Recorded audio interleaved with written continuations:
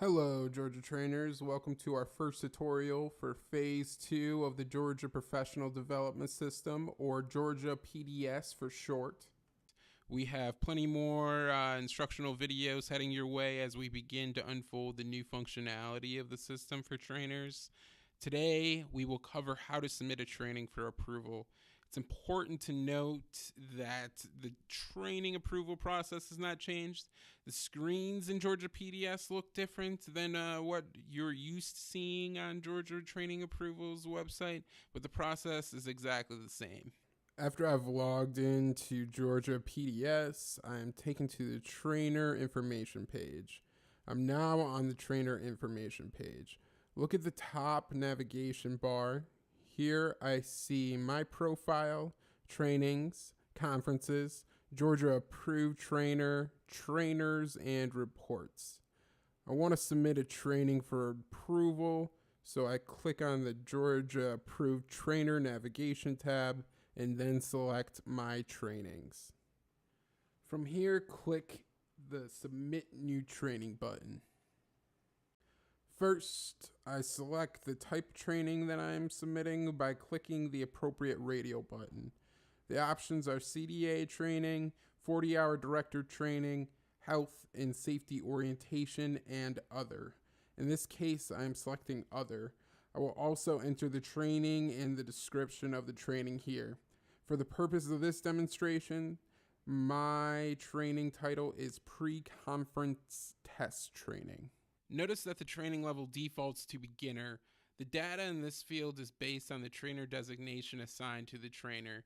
Because I'm a trainer 1, my training level will default to beginner level. I can't change it because I am only approved to offer beginner level trainings. If you are a trainer 2 or 3, you'll be able to select the training level that is associated with your designation. Next, I will fill out the rest of the fields by entering the formats, language, clock hours, and training focus. You can see here that our training is a beginner level, face-to-face training for administrators, and will be delivered in English. For the purpose of this training, I've entered 8 as the number of clock hours. Choose the appropriate WKCs for the training by clicking the checkbox to the left of the WKC, and then click the Save button once you have made all your selections.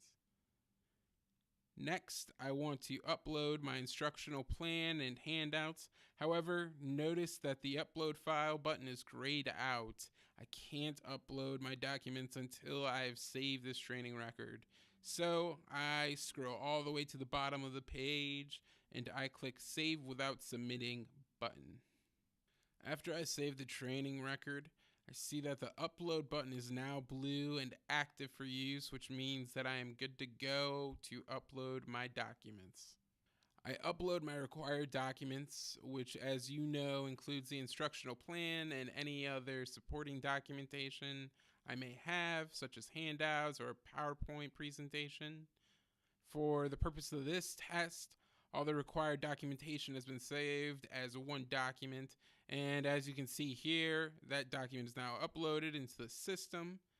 My final steps are clicking the box to indicate that I have read and agree to the trainer agreement, and to click Submit Training for Approval button. The status of my submission for approval can be found in my training section. I can see the status of my training on the right side of the screen. The status is now submitted and is waiting to be reviewed by the team at Georgia Training Approval, or GTA for short. Once GTA has approved my training, the status will change to approved as shown here. I can now schedule a session for this training. That will be the topic for our next video. Thank you for tuning in and for your time and commitment towards being a Georgia approved trainer.